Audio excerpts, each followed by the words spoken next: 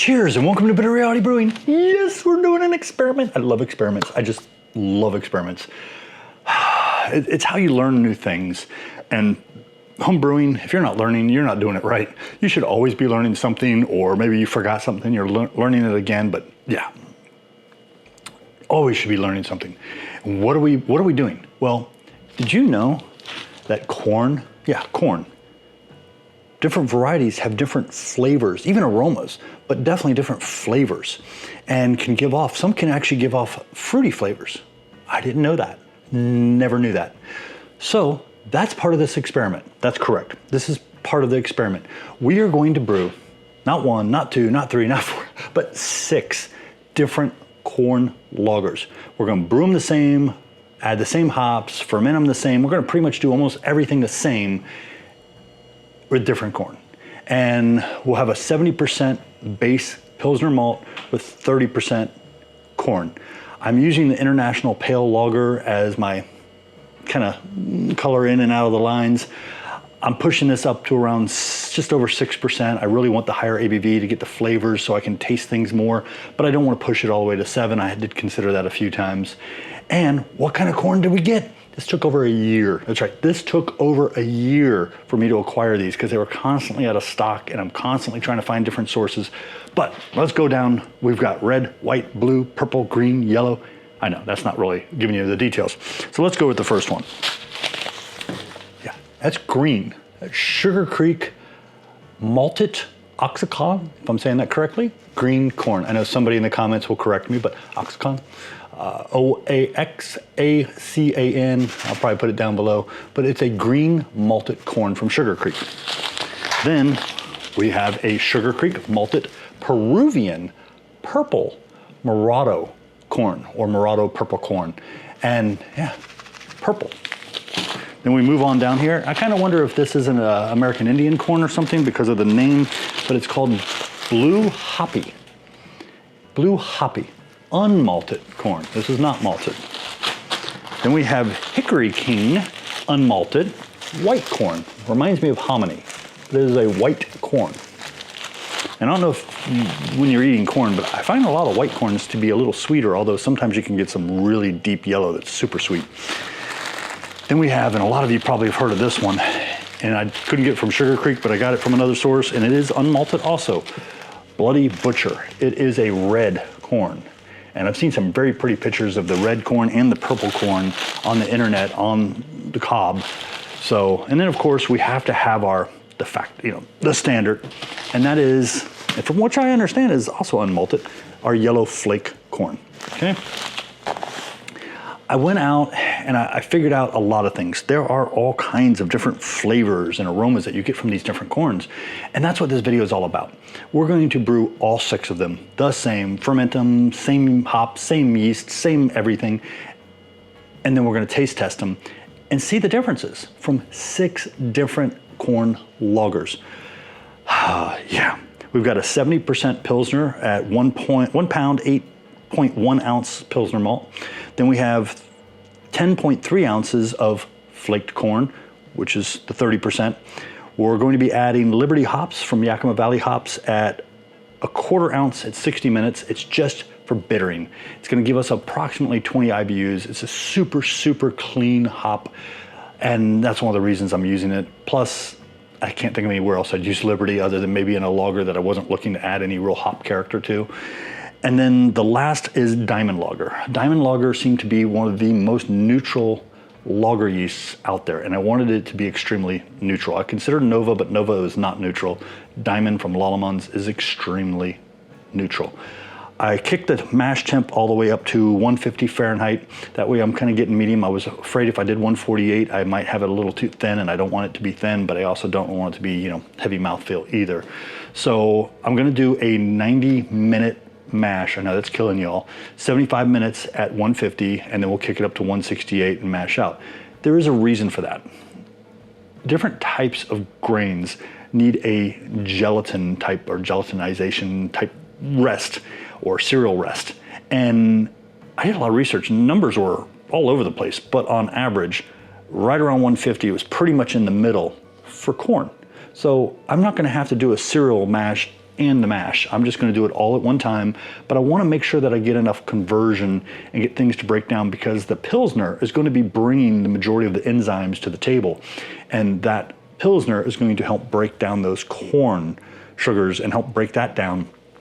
I thought about amylase or some other type of enzyme, but whenever I've used those in the past, they make things a little thin, and I don't want to make this a thin beer. I want it to have some body. I want to really be able to taste it and enjoy the flavors and aromas. And I'll see if I can get a guest other than Drew. Drew will probably be here, but I'm saying another guest. Maybe he'll bring a friend and we can do some multiple tasting. How am I going to do this? Well, first of all, we are going to use the pot of brew. Why not? I mean, it works perfect for mashing. We're going to use some more pots. We're going to use a colander. That's right, we're keeping it super simple. Super, super simple. The other pots will have lids. I gotta go find some lids. And then for the fermentation, I'm gonna ferment in my RAPT chamber instead of in the iGulu. And I'm gonna use the iGulu 1 kegs to put all this in and ferment it. But the reason I wanna ferment it in my RAPT chamber is that the iGulus, the temperatures, you know, it's really good at regulating the temperature. But I want to make sure they're all at the exact same regulated temperature together in unison. So I'm going to stick all 5 kegs right in my RAPT chamber. I think I can get them all on the top shelf and let them ferment together. When they're done fermenting, which I'll purge the CO2 a little bit each day because I don't want it to have too much pressure. I don't know how much pressure the diamond lager yeast can take. Once they're about done, we'll put them in the iGulu and we'll serve them. And that way we'll have the CO2 pushing against it and everything, and it'll work just beautiful. And we can do all 6 at the same time. We're gonna need some crackers and some water in between, but that's why I'm looking to bring a guest. I've already talked to Drew about bringing a guest, so that way we have a few more people to taste test. I can't think of anything I've missed, so you know what? Let's do the red, white, blue, purple, green, yellow, and let's start mashing in, because I only have 2 heaters, and that means, or cooking surfaces, that means I'm gonna have to do 3 brew processes back to back. It's gonna be for a very long 2 days, because I'm gonna do part of it today and part of it tomorrow, because I don't think I'm gonna get it all done today. Don't forget, like, subscribe. We're trying to hit 10K this year. I appreciate you. Let's get rocking and rolling. I'm gonna get prepped. Okay, so we're already having technical difficulties. For some reason, this one didn't heat up, so I had to change the wall plug. I'm not sure why I didn't like the extension cord. Maybe it's bad, don't know. But over here, we're sitting at right at 160 degrees. I'm gonna actually take this one off, put this on, which is the Pilsner malt mixed in with the corn. Yeah, and it's just the yellow. So I'm gonna set it up here, and then I'm gonna pour a 1.5 gallons of approximately 160 degrees, well, it says it's 160 right now, into a cold pot, so I have a feeling it's gonna cool down pretty quick. It's 1.5 gallons, and then I'm just gonna hope for a boil off of whatever's remaining that the malts don't take. And no, I didn't do the calculations to tell you exactly. Let's see where we're at. Oh, and I guess I should stir that up.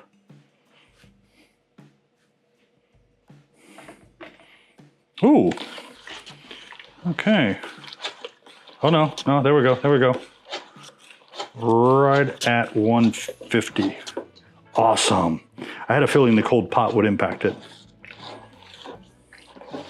I'm gonna keep stirring because it's kind of sitting there about 151, 152. Let me get it back down to 150. Not gonna matter if it just stays there for a little bit. Before I cover it, I'm gonna cover it. I'll get this one going. This is the yellow corn. This will be the green corn. And then I'm gonna wash, rinse, and repeat. I give you little snippets. I'm not gonna sit and make you watch me brew, mash, boil 6 1-gallon batches. So keep watching. Yes, this is the hops I'll be adding. So we have the yellow. I don't know if you can see the tape over here. Over here we have the green, yeah, based on corn. So that's the typical yellow flake. This is green. Over there I have on a shelf, I have everything prepped, everything crushed, and I have the purple, blue, red, and white. Gonna have to do them tomorrow. This is running a little long today, but hey, it's all good. So we're gonna do a 60-minute boil on each one. The liquid coming back is a little off between the two, so I'll probably have to add a little water back. It's fine. I'm not gonna be taking any gravities until everything's done. I'll get the original gravities, we'll ferment, and we'll do the final gravities. But right now, I've just gotta get these 2 done so we have wort that we can add yeast to, and I got 4 more to go.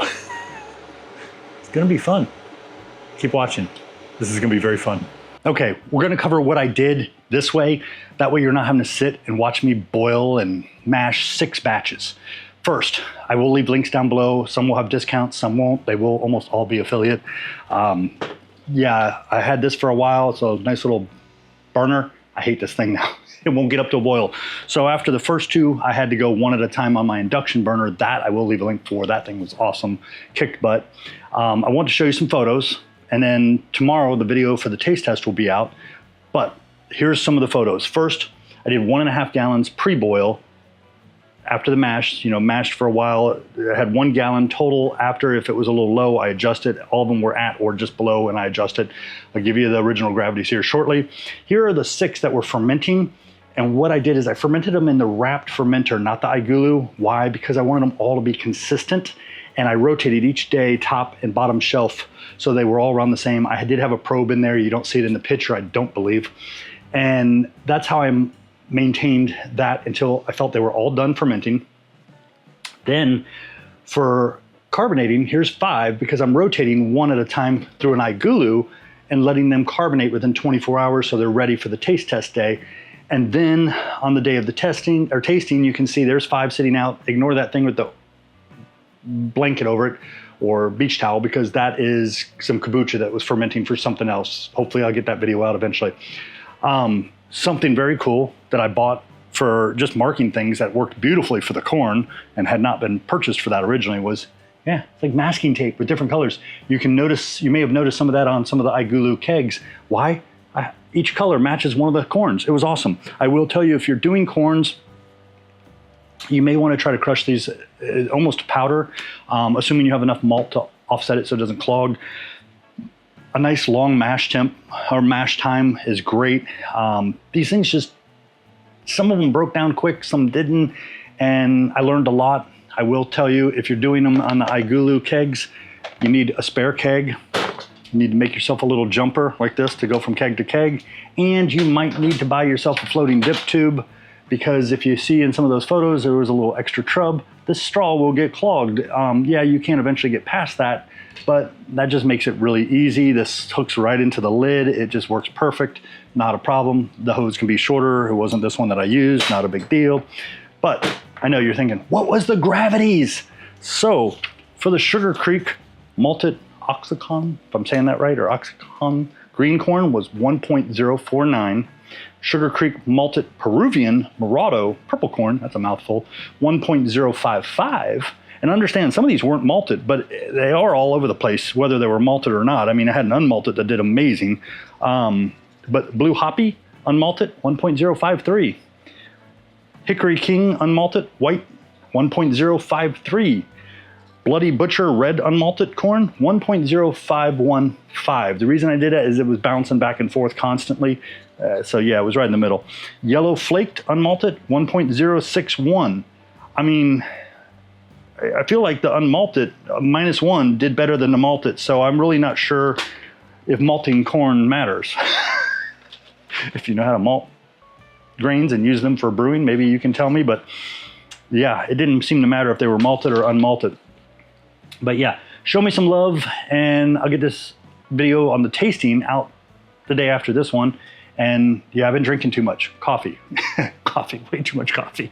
This is like my 3rd cup, and I even threw a little espresso in here. Cheers, show me some love. I appreciate it. Just trying to save time on this video, and I didn't want to stretch it out forever. So yeah, appreciate you. Thank you.